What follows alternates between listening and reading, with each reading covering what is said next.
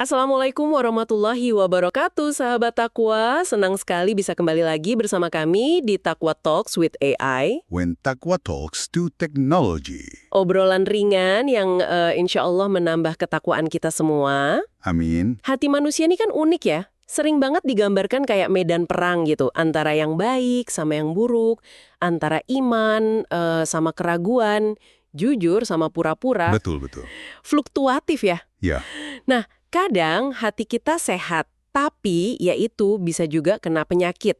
Hari ini kita mau coba dalemin nih satu ayat spesifik soal ini. Surat Al-Baqarah ayat 10 ya. Ayat 10 ya. Bunyinya, Fi qulubihim maradun fazadahumullahu marada walahum azabun alimun bima kanu yakdzibun. Nah, itu dia. Kita pengen kupas bareng nih, sahabat Takwa. Pakai penjelasan para ahli tafsir tentunya. Apa sih sebenarnya penyakit hati ini? Terus kok bisa nambah parah? Dan yang penting apa sih peringatan buat kita ya kan di zaman sekarang ini? Waalaikumsalam warahmatullahi wabarakatuh. Wah, ini ayat yang penting banget, Mas. Dan biar lebih ngena, kita perlu lihat kaitannya sama ayat sebelumnya, ayat 8 dan 9. Oh, ada kaitannya ya? Oke. Ada. Jadi, para ulama tafsir, kayak Imam Al-Qurtubi, terus Syekh Abu Bakar Al-Jazairi di kitabnya Aisarut Tafasir, itu ngejelasin kalau ayat 10 ini datang setelah Allah ngejelasin soal orang munafik. Ah, orang munafik ya? Iya. Ayat 8 sama 9 itu kan cerita soal mereka yang ngomong, kami beriman. Padahal hatinya, ya nggak gitu. Mereka nyoba nipu Allah, nipu orang beriman. Padahal nipu diri sendiri ya ujungnya. Nah, itu dia. Tanpa sadar. Terus, ayat 10 ini ngasih tahu akar masalahnya. Kenapa mereka begitu? Karena, fi qulubihim marad. Dalam hati mereka ada penyakit. Ini kayak diagnosis langsung dari Allah gitu. Wah, diagnosis ilahi. Keren istilahnya. Jadi ini penyebab kenapa mereka pura-pura dan nipu itu ya? Menarik. Oke, fokus ke intinya nih. Dalam hati mereka ada penyakit. Penyakit apa nih? Pasti bukan flu atau batuk, kan ya? Haha, ya jelas bukan penyakit fisik lah. Para ulama ngasih beberapa lapisan makna buat marad atau penyakit di sini. Yang paling banyak dipegang sama ulama salaf, generasi awal Islam. Salaf ya? Sahabat, tabi'in gitu. Iya, kayak sahabat Ibn Abbas, Ibn Mas'ud, terus tokoh tabi'in kayak Mujahid, Qatadah. Nah, pandangan mereka ini banyak dirangkum di kitab-kitab tafsir induk, ya kayak tafsir bin Katsir, tafsir Al-Qurtubi. Mereka bilang makna utamanya itu syak. Syak. Apa itu syak? Keraguan. Ragu sama pokok-pokok iman, ragu sama Allah, sama Rasulnya, sama Al-Quran, hari akhir. Nah, keraguan ini yang bikin iman mereka tuh nggak mantap, goyah gitu. Akhirnya, ya jadi munafik. Keraguan sebagai penyakit hati. Wah, ini relevan banget ya sekarang. Informasi kan banyak banget, kadang susah bedain mana benar, mana salah. Bisa jadi bibit ragu gampang tumbuh ya kalau iman nggak kuat. Persis, itu tantangan kita banget. Nah, apa cuma ragu aja nih makna penyakitnya? Atau ada yang lain? Keraguan itu sentral, tapi ada juga tafsiran lain yang saling ngelengkapin. Misalnya ada ulama kayak Muqatil atau Ad-Dahhak, itu memaknai marad ini ya nifak itu sendiri, kemunafikan. Oh, jadi penyakitnya ya kemunafikan itu. Langsung to the point ya? Iya. Ada juga yang lihatnya lebih luas, kayak fasad fil aqidah, kerusakan umum dalam akidah, keyakinan. Ini pandangan Imam At-Talibi atau Asy-Syaukani di Fathul Qadir. Kerusakan akidah ya? Terus ada lagi yang unik nih, ngaitinnya ke emosi. Kayak ghammah, susah hati gitu, atau hasad, dengki. Dengki? Dengki kenapa? Ya dengki lihat Islam sama Nabi Muhammad SAW sukses gitu. Merasa nggak suka. Ini disebut sama Imam Al-Mawardi misalnya. Bahkan ada yang nunjuk keria, pamer, kayak Ikrimah. Atau, nah ini juga sering nih, cinta dunia berlebihan, lupa akhirat. Wow, jadi spektrumnya lebar banget ya dari ragu di dalam hati, nifak, akidah rusak, sampai ke emosi kayak dengki, ria, cinta dunia. Kayak nunjukin kalau hati nggak sehat itu wujudnya bisa macam-macam ya. Betul sekali. Nah, Imam Ibnul Qayyim itu ngasih rangkuman yang bagus banget. Beliau bagi penyakit hati itu jadi dua jenis utama. Ada penyakit syubhat, itu kerancuan pikiran, keraguan. Kayak yang dominan di ayat ini. Syubhat, oke. Satu lagi penyakit syahwat, hawa nafsu, keinginan jelek. Kayak yang disinggung di ayat lain, misalnya di surat Al-Ahzab ayat 32, soal penyakit hati karena pengen lawan jenis. Oh, jadi ada syubhat, ada syahwat ya?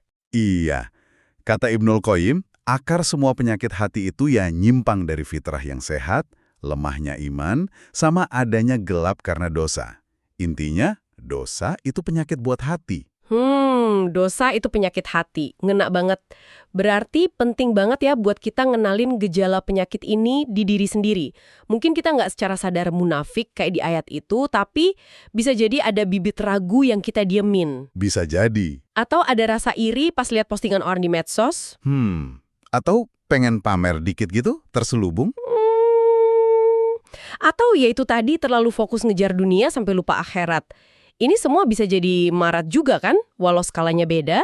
Tepat sekali. Makanya waspada sama introspeksi. Muhasabah itu kuncinya. Nah, ayat ini nggak cuma diagnosis, tapi ngasih tahu juga prognosisnya, kelanjutannya. Fazadahumullahu marada. Maka Allah menambah penyakit mereka.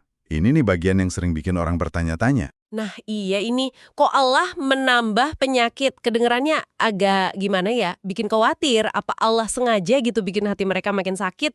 Gimana fahamnya nih? Oke, ini penting diluruskan. Ulama ngasih dua pemahaman utama. Ada sih sebagian kecil yang nafsirin ini sebagai doa keburukan, jadi Allah mendoakan biar penyakitnya nambah. Tapi mayoritas ahli tafsir, ini dijelasin di banyak kitab tafsir ya, mahamin ini sebagai ikhbar. Ikhbar? Maksudnya? Pemberitahuan tentang akibat atau konsekuensi. Jadi Allah ngasih tahu kalau penyakit hati mereka itu emang nambah, tapi sebagai akibat dari pilihan dan perbuatan mereka sendiri. Ini sesuai sama sunatullah, hukum sebab akibat yang Allah tetapkan. Oke. Jadi bukan Allah semena-mena nambahin, tapi lebih ke konsekuensi logis dari sikap mereka ya. Terus gimana proses nambahnya penyakit itu terjadi? Kata para mufasir gimana? Ada beberapa penjelasan nih. Pertama, kayak kata Abdurrahman bin Zaid yang dikutip Ibnu Katsir, atau Imam Maki juga nyebutin. Tiap kali ada ayat Quran turun atau ajaran baru dari Nabi SAW, hati mereka yang udah sakit itu nolak. Nolak terus ya? Ya, nolak lagi, nolak lagi. Penolakan berulang ini yang bikin ragu sama kufurnya makin dalam. Penyakitnya makin parah. Kedua, ada yang lihat ini buah dari tipu daya mereka sendiri. Kata Al-Bikai gitu. Usaha nipu malah bikin makin kejeblos. Oh, senjata makan tuan ya? Bisa dibilang gitu. Ketiga, kata Imam Syaukani atau Al-Alusi, pas mereka lihat nikmat Allah ke orang mukmin, kemenangan, dukungan, apa aja lah, rasa dengkinya makin jadi. Ini juga nambah penyakit hati. Ada juga yang bilang Allah ngunci hati mereka, kata Al-Qasimi, atau membiarkan mereka sesat, kata Al-Qurtubi ngutip ahli makna. Karena ya mereka udah milih jalan itu, nolak petunjuk terus. Ini kayak efek bola salju ya. Mulai dari penyakit kecil, kayak ragu atau dengki dikit, terus karena nggak diobatin, malah dipupuk sama penolakan, sama perbuatan jelek, penyakitnya jadi makin gede. Persis kayak gitu. Berarti pilihan kita sehari-hari nentuin banget ya. Apakah kita lagi ngundang Allah buat nambah petunjuk di hati, atau malah, naudzubillah, nambah penyakit karena kita terus berpaling? Betul sekali. Ibnul Qayyim, Syekh Abu Bakar Al-Jazairi itu nekenin ini sebagai hukuman setimpal. Dosa itu ngelahirin dosa lagi. Penyakit hati yang didiamin bakal ngundang penyakit lain atau bikin parah yang udah ada. Syekh Ibnu Utsaimin juga jelasin, Allah nambah penyakit buat orang yang Allah tahu di hatinya emang ada keburukan, ada penolakan sama kebenaran. Jadi, peran pilihan manusia itu signifikan banget di sini. Lalu ujungnya apa nih dari penyakit yang makin parah ini? Ayatnya lanjut, walahum adzabun alim, dan bagi mereka azab yang pedih. Seberapa pedih sih makna alim di sini? Kata alim, alimun, itu akarnya sama kayak alam, alamun. Artinya sakit atau nyeri. Hampir semua mufasir sepakat, alim di sini artinya mu'lim atau mu'jih. Azab yang sakit banget, yang bikin menderita luar biasa, yang nusuk sampai ke dasar perasaan. Sakit banget ya? Iya. Ada riwayat dari Ibnu Abbas, beliau negasin, tiap kata alim di Quran itu artinya yang menyakitkan. Jadi bukan azab biasa, tapi tingkat sakitnya itu tinggi banget. Yang menyakitkan? Tadi disebut ada catatan menarik dari Imam Al-Qasimi ya, soal kata alim ini. Betul. Beliau di tafsirnya Mahasinut Ta'wil, bandingin sama ayat 7 di surat yang sama. Di situ, azab buat orang kafir disebut azimun, artinya besar atau agung. Nah, buat munafik di ayat 10 ini pakainya alimun, pedih, menyakitkan. Bedanya apa tuh? Kata Al-Qasimi, ini bisa jadi isyarat kalau azab buat munafik itu lebih nekenin ke aspek rasa sakitnya, kepedihan yang nusuk itu. Sesuai sama posisi mereka kan, di ayat lain disebut di kerak neraka paling bawah. Di surat An-Nisa ayat 145, ini nunjukin betapa bahayanya kondisi munafik ini. Masya Allah, ngeri juga ya.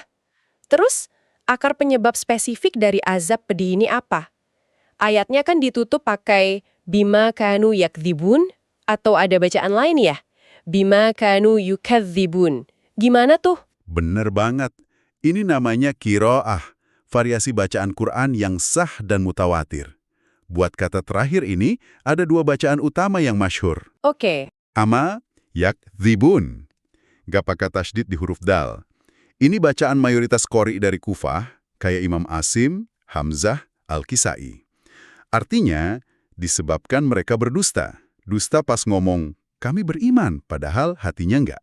Dusta ya, bohong. Oke. Yang kedua? Kedua, yukadzibun, pakai tasydid di dal. Ini bacaan qori dari Madinah, Mekah, sama Bashrah, kayak Imam Nafi, Ibnu Katsir, Abu Amr. Artinya, disebabkan mereka mendustakan. Mendustakan? Maksudnya? Mendustakan kebenaran. Mendustakan Nabi SAW, mendustakan ayat-ayat Allah, menganggap itu semua bohong. Oke. Berdusta sama mendustakan. Dua-duanya kayaknya pas banget ya buat gambarin orang munafik. Apa ada yang lebih utama gitu maknanya? Nah, menariknya, banyak ulama kayak Imam Ar-Razi, Imam Makki bin Abi Thalib, sampai ulama sekarang kayak Syekh Ibnu Utsaimin, bilang kalau dua makna ini tuh saling ngelengkapin. Dua-duanya berlaku buat orang munafik. Oh, gitu? Iya, mereka kan berdusta pakai lisan, ngaku iman, tapi sekaligus mendustakan kebenaran di dalam hati. Jadi azab pedih itu akibat dari kedua perbuatan ini. Dusta dalam omongan dan pendustaan terhadap hakikat. Dua qiraah ini justru bikin kita makin paham sebab akibatnya. Jadi penutup ayat ini benar-benar ngunci ya, perbuatan mereka dusta dan mendustakan itu sebab langsung azab pedih. Ini kayak garis bawah tebel banget ya soal bahaya dusta. Tepat sekali. Imam Al-Qasimi nekenin itu. Fokus ke dusta di ayat-ayat ini, itu peringatan keras banget soal bahaya sifat ini. Dusta itu kan induknya banyak keburukan ya, pintu gerbang utama ke kemunafikan. Induk keburukan ya? Dusta itu ujung-ujungnya balik ke pelakunya sendiri. Ini peringatan buat siapa aja yang anggap remeh dusta, sekecil apapun itu. Oke deh, udah kita kupas nih lapis demi lapis ayat 10 Al-Baqarah. Sekarang gimana nih kita bawa pulang pelajarannya buat hidup kita, sahabat takwa? Refleksi praktisnya gimana di zaman now ini? Pertama, ya sadar aja dulu kalau potensi penyakit hati itu ada di diri kita masing-masing, nggak kebal kita. Di era digital ini, syak atau ragu itu bisa disebar lewat hoax, info nggak jelas. Gampang banget kan? Iya bener. Terus nifak, pura-pura, itu bisa muncul dalam bentuk personal branding di medsos yang nggak asli. Hasad iri hati, gampang banget kepicu lihat hidup orang lain yang kayaknya sempurna terus di medsos. Non-stop soalnya ya bandinginnya. Nah, terus ria, pamer, bisa nyelip halus banget di postingan kita. Dan cinta dunia, wah ini makin kuat kayaknya godaannya dengan gaya hidup materialistis yang dipromosiin terus. Ayat ini ngajak kita jujur, deteksi gejala-gejala ini. Dan juga sadar soal bahaya fazadohumullahu maradha tadi ya. Kalau penyakit-penyakit kecil ini didiamin, nggak diobatin, bisa makin parah. Kayak bohong kecil jadi biasa atau rasa iri dibiarin aja grogotin hati. Bener, itu sunnatullah. Pilihan kita mau pupuk baik atau biarin buruk, itu nentuin arah hati kita. Kalau kita usaha jujur, lawan hawa nafsu, cari kebenaran, insya Allah, Allah tambah petunjuk. Ada ayat lainnya kan? Iya, betul. Tapi kalau kita pilih sebaliknya, biarin ragu, pura-pura, dengki, apalagi dusta, ya konsekuensinya penyakit itu nambah. Dan ingat pesan Ibnul Qayyim, obat penyakit hati itu ya tinggalin dosa, lawan hawa nafsu. Perlu perjuangan ini, mujahadah. Jadi Intinya jaga jujur terus, usaha bersihin hati terus-menerus ya. Jujur ke diri sendiri, ke orang lain, dan paling penting, jujur di hadapan Allah. Ini kunci biar hati kita sehat, jauh dari penyakit yang akibatnya fatal gitu. Mantap. Baik sahabat takwa, kayaknya udah cukup dalam ya kita ngobrolin surat Al-Baqarah ayat 10 ini. Peringatan keras banget soal penyakit hati, terutama nifak dan ragu yang dipicu dusta. Dan konsekuensinya ngeri kalau dibiarin. Kuncinya jujur dan muhasabah. Mungkin sebagai penutup nih ya, ada satu pertanyaan buat kita renungin bareng. Ini terinspirasi dari nasihat Ibnul Qayyim tadi.